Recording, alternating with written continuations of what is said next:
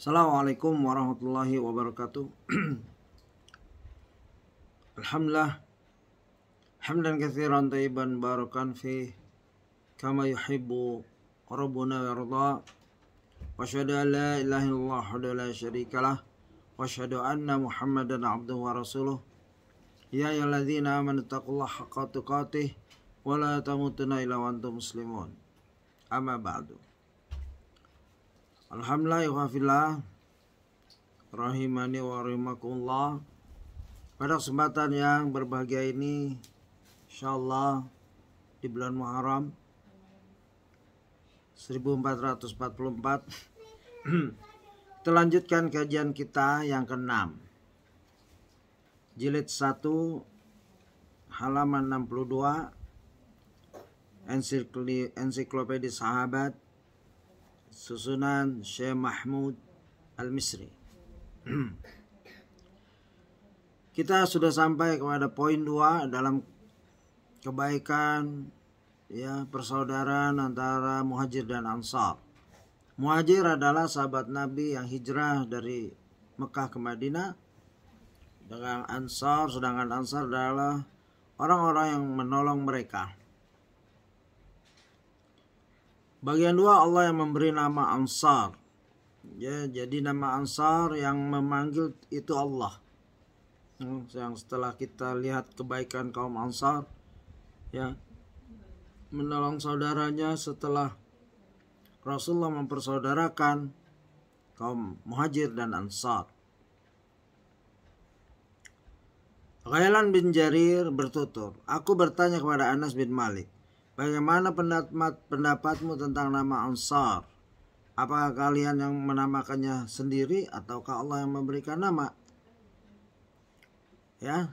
Tidak sembarangan para sahabat menjuluki dirinya dan lain-lain.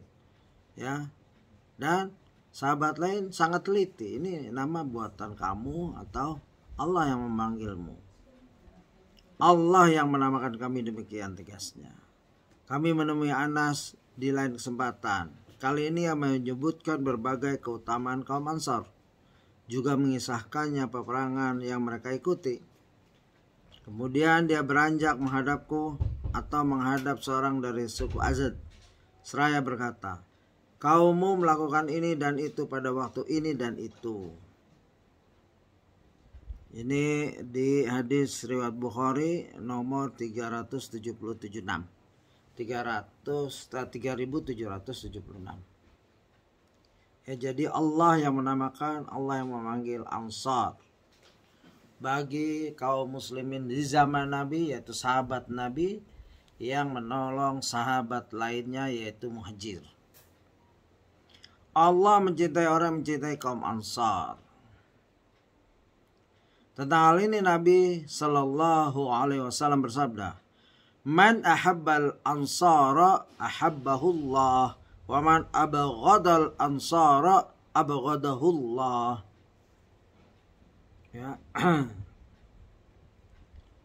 Yang artinya barang siapa mencintai Ansar maka Allah mencintainya, dan barang siapa membenci orang Ansar maka Allah membencinya.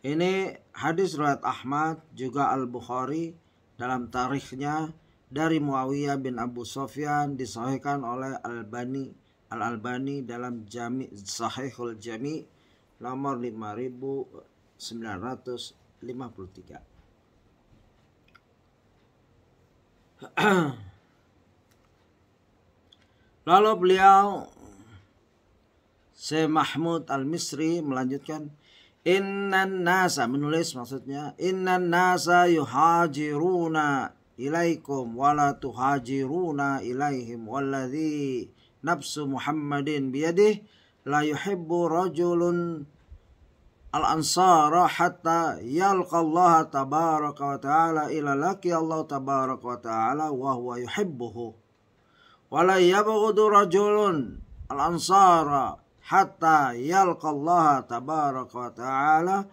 illa laki Allah tabaraka wa ta'ala wa huwa yabghuduhu. Hati-hati, cinta benci hanya karena Allah. Dalam hadis ini yang artinya orang-orang mukmin muhajir hijrah kepada kalian, sedangkan kalian kaum Ansar tidak hijrah kepada mereka. Demi Allah yang jiwaku berada di tangannya, tidaklah seorang mencintai orang Ansar sampai bertemu dengan Allah, melainkan dia akan menemui dia dalam keadaan dicintai olehnya. Dan tidaklah seorang membenci orang Ansar sampai bertemu dengan Allah, melainkan dia akan menemui dia dalam keadaan dibenci olehnya. Ya, hadis riwayat Ahmad dan Tabrani dalam Mu'jamul Kabir. Dalam Mu'jamul Kabir. Ya.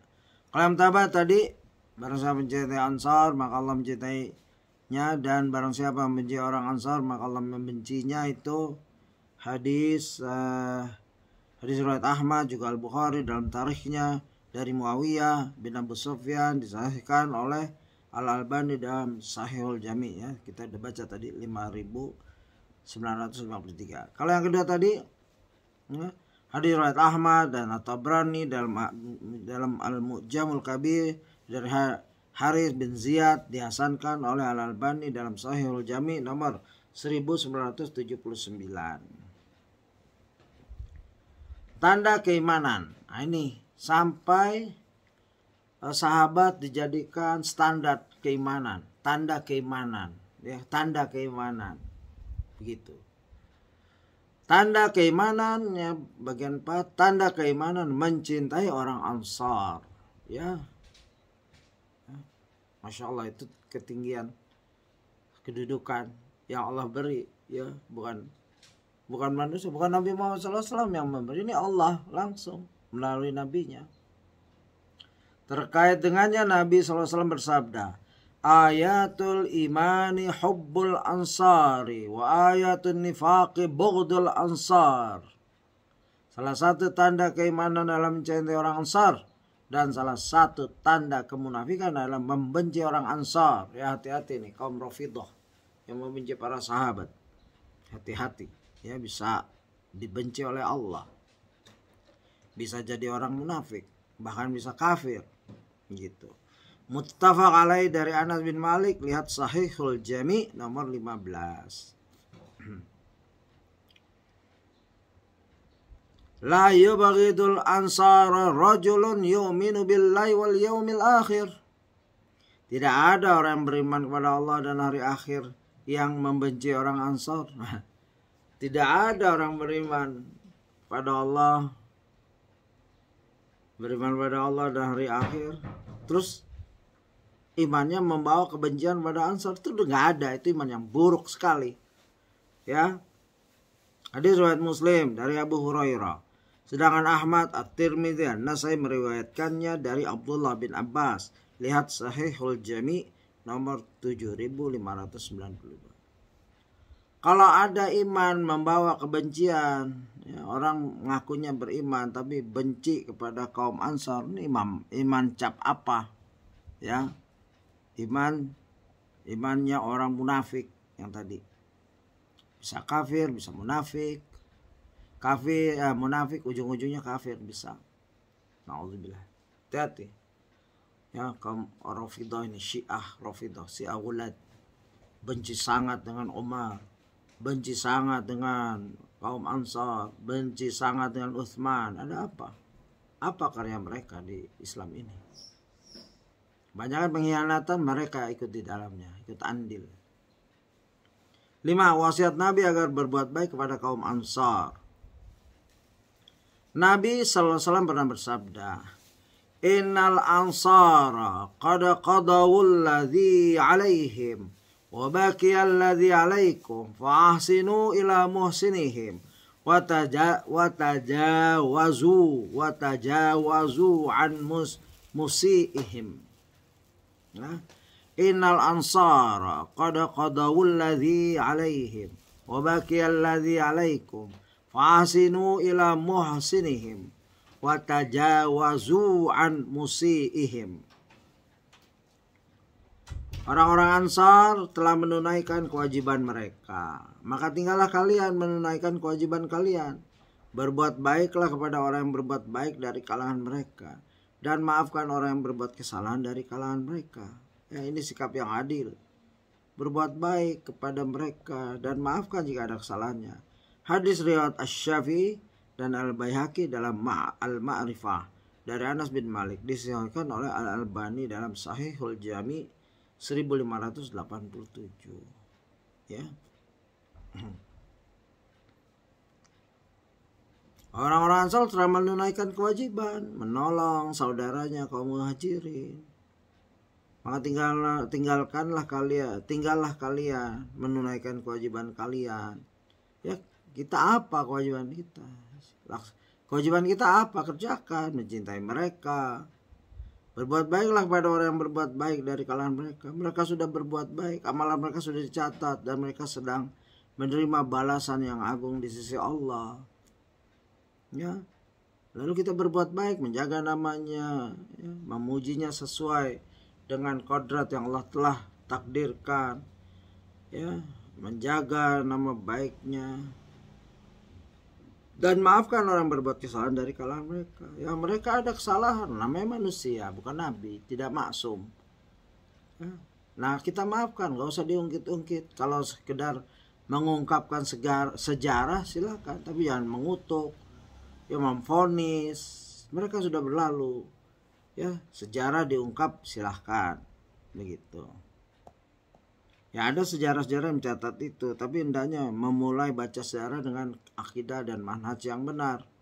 Ya, kalau belajar sejarah dengan akidah yang tipis, akhirnya menghujat ini dan itu, padahal mereka kalangan sahabat baik Ansar atau Muhajirin. Hati-hati, tabi'in lagi, tabi'in lagi, ulama. Ingat, ya, daging ulama itu beracun. Artinya jangan mudah-mudah kita menghujat, ya, Imam 4, Imam Syafi'i, Imam Abu Hanifah, Imam Malik, Imam Syafi'i, Abu Hanifah, Malik, ya, Syafi'i, Ahmad rahimahumullah. Hati-hati. Dan imam yang lain, imam mazhab dan lain-lain. Hati-hati.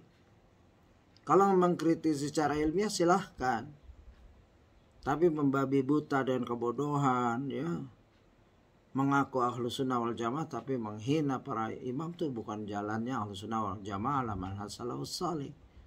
Ya. Dan orang yang ini dari pelajaran yang kita ambil, hati-hati, ya, tidak boleh menghina. La tasubu ashabi, jangan kau menghina sahabat-sahabatku. Ya, nanti mungkin kita akan dapatkan hadis-hadis itu. Dan ini istausu bil ansari khaira, aku mewasiatkan kepada kalian agar senantiasa berbuat baik kepada orang-orang Ansar. Nah, itu hadis riwayat Ahmad dari Anas bin Malik, disahihkan oleh Al-Albani dalam Sahihul Jami 559. Ibnu Abbas bercerita, pada suatu hari Rasulullah keluar menuju masjid dengan mengenakan selimut di pundak dan memakai serban berwarna kehitam-hitaman di kepala. Kemudian duduk di atas mimbar. Beliau pun memuji Allah dan menyanjungnya, lantas bersabda, Ayuhan nas, innan nasa yakthuruna wa taqillul ansaru hatta yakunu kal milhi fit ta'am. Faman waliya minkum amran yadurru fihi ahadan aw yanfa'uhu falyaqbal min muhsinihim wa yatajawaz an musiihim. Wahai manusia, jumlah kalian semakin banyak, sedangkan jumlah kaum Ansar semakin sedikit, hingga akhirnya mereka menjadi seperti garam dalam makanan. Karena itulah jika ada di antara kalian yang menjadi pemimpin yang berkuasa untuk memberikan mudarat seorang atau memberi manfaat kepadanya, maka hendaklah dia menerima kebaikan salah seorang dari mereka dan maafkan kesalahan seorang dari mereka. Nah, ini wasiat Nabi. Ya, mungkin wallahu a'lam asbabul urutnya, ya, mungkin mendekati kematian, ya, saat-saat usianya, ya, mendekati kematian, sering berwasiat. Salah satu wasiat ini, ya, Hadis Bukhari nomor 3800 dari Ibnu Abbas. Gitu. Demikian ya mulianya, dan masih banyak hadis-hadis lagi. Hisyam bin Zaid bertutur, aku mendengar Anas bin Malik menuturkan, Abu Bakar dan Al-Abbas pernah melintas di hadapan sekumpulan orang Ansar yang sedang duduk-duduk sambil menangis. Dia pun bertanya, apa yang buat kalian menangis? Kami teringat saat Nabi masih ikut duduk bersama-sama kami. Ya, jawab mereka. Ini hadis riwayat Bukhari dan An-Nasai dalam Fadail halaman 2241.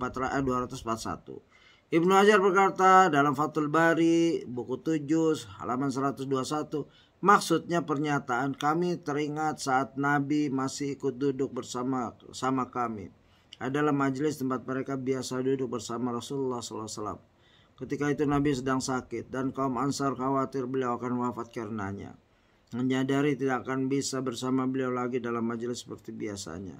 Jika hal tersebut terjadi, mereka pun menangis karena sedih. Ya, begitu cintanya kaum Ansar pada Nabi.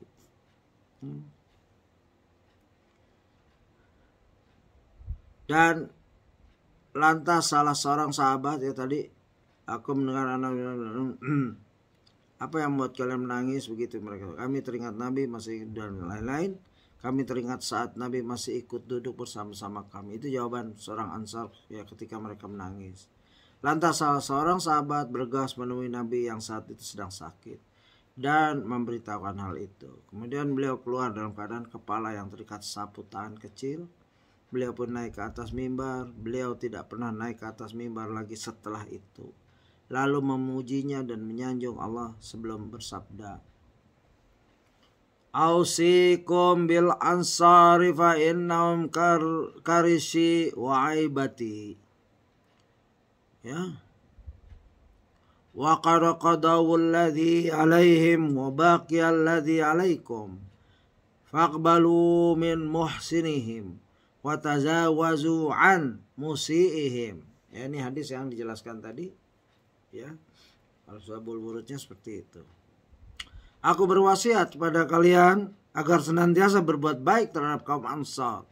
Sungguhnya mereka adalah kantong, perut dan peti kemasku. Ibnu Hajar berkata dalam Fathul Bari buku 7 halaman 121, maka sabda Nabi, Karshi dan Aibati ialah mereka teman-teman kepercayaanku dan orang-orang yang terdekatku. Al-Qazaz menambahkan, beliau membuat perumpamaan dengan istilah kirshi, perut, karena perut merupakan tempat mencerna makanan makhluk hidup yang membuatnya tumbuh besar. Dikatakan juga si li fulan karish mansura, fulan mempunyai tanggungan yang banyak. Adapun kata aiba berarti sesuatu yang dijadikan tempat menyimpan barang-barang berharga. Ya, dan maksud beliau mereka adalah orang yang dapat menyimpan rahasia dan amanatnya. Itu kaum Ansar tuh. Orang yang dapat menyimpan rahasia dan amanatnya. Gitu. Inilah kelebihan kaum Ansar yang dijelaskan melalui hadis-hadis. Ya. Kami teringat saat Nabi masih ikut duduk bersama kami. Ya. Mereka telah menunaikan apa yang menjadi kewajiban mereka dan tinggallah bagi mereka menerima hak dari kalian. Oleh karena itu terimalah orang yang berbuat kebaikan dari kalangan mereka serta maafkanlah orang yang berbuat keburukan di antara mereka. Ya, Rasulullah menyuruh sahabat lain selain Ansar yaitu kaum Muhajir dan masyarakat sekitarnya untuk ya, berbuat baik dari orang yang berbuat baik ya dari kalangan mereka dan maafkan jika ada kesalahan. Ya, ini luas sekali. Bab ini bab memaafkan kaum Ansar luas sekali. Dan berhubungan dengan keimanan. Ya, bukan sembarangan. Keimanan, ya. Barang saya mencintai tanda iman adalah mencintai Ansar. Tanda keimanan seorang dan tanda kemunafikan adalah membenci Ansar. Begitu. 6. Kaum Ansar paling banyak mendapat mati syahid. Nah, ini hadiah dari Allah adalah mati syahid karena ketulusan mereka menolong saudara Muhajirin. Ya. 6. Kaum Ansar paling banyak mendapat mati syahid. Ibnu Abdul Rabih berkata dalam Al-Iqdul Farid buku 1 halaman 118. Begitu Syekh Mahmud Al-Misri mengutip.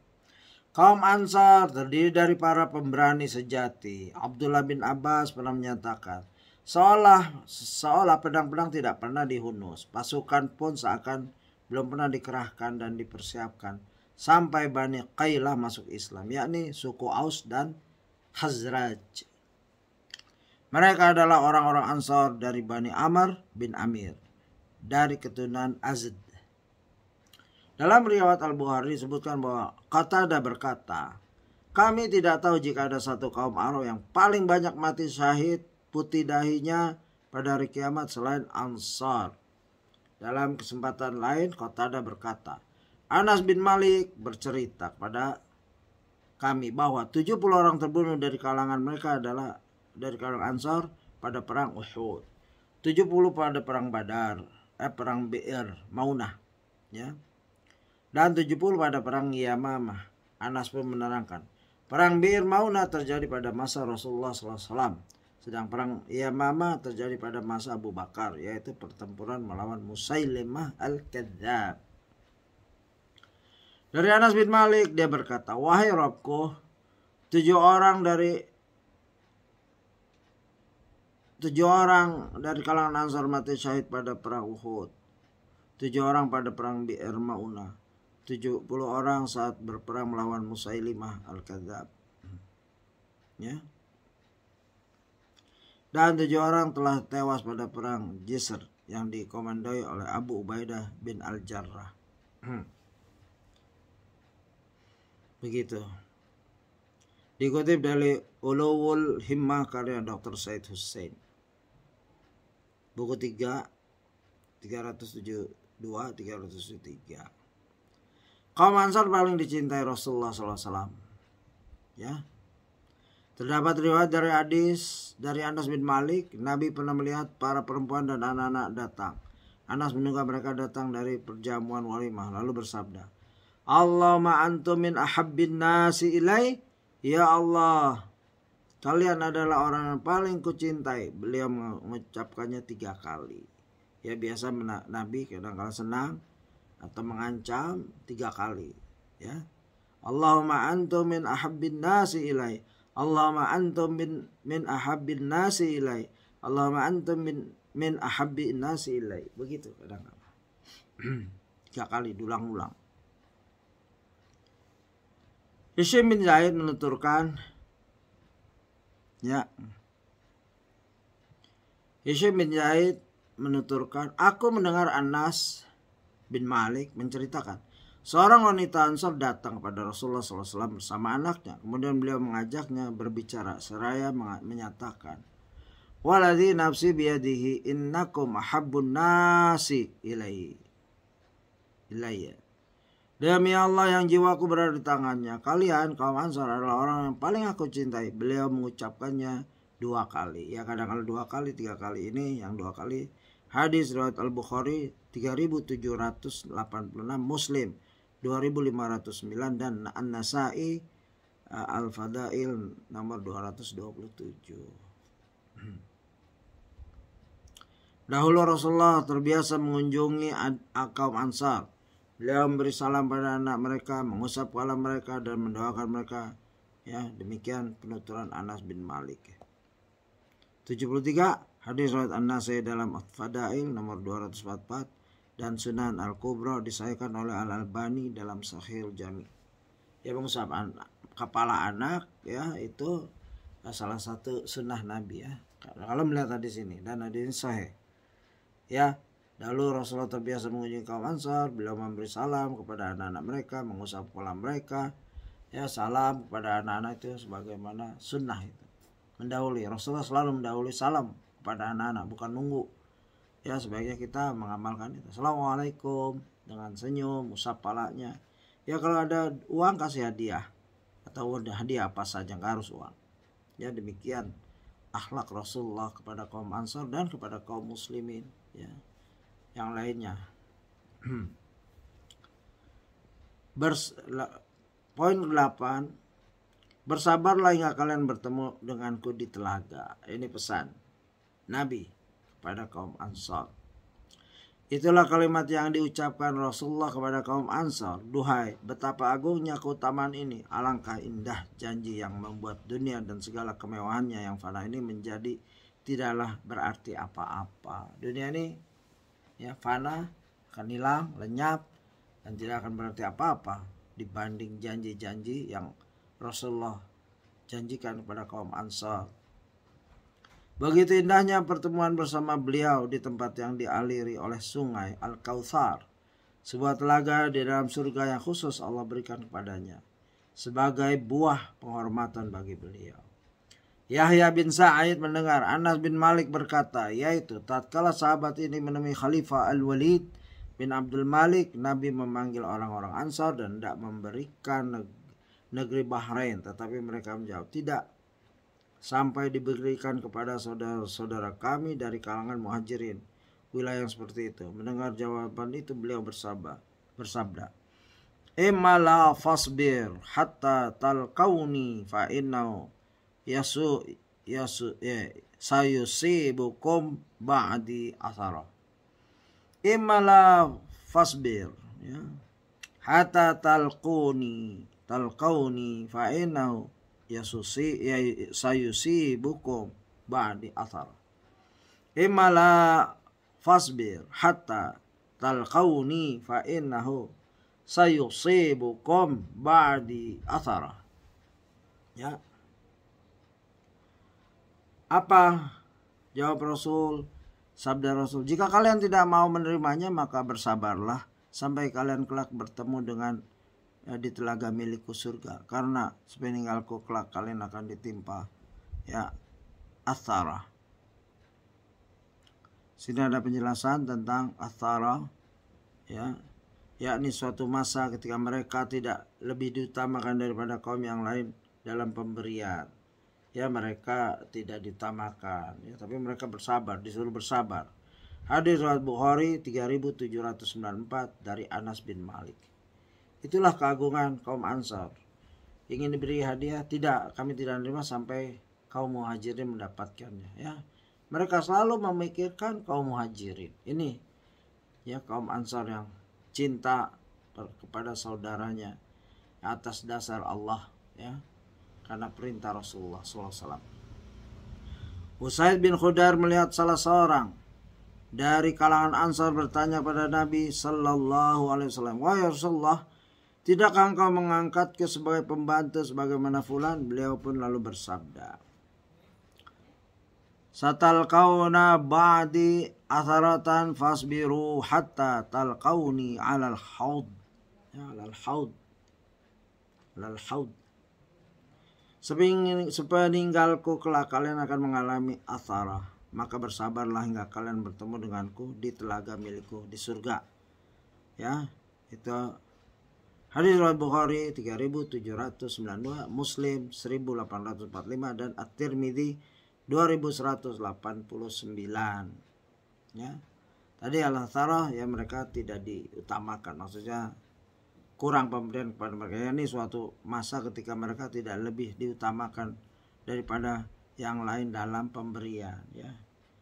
Dalam pemberian mereka kurang diutamakan, tapi mereka bersabar, disuruh bersabar. Rasulullah memahami itu sebagai nubuah. Setelah beliau meninggal, itu nubuah beliau, keadaan Ansar seperti ini. Sabar sampai nanti jumpa dengan Rasulullah di jannahnya, di Al-Haud, di tempat yang mengalir sungai-sungai.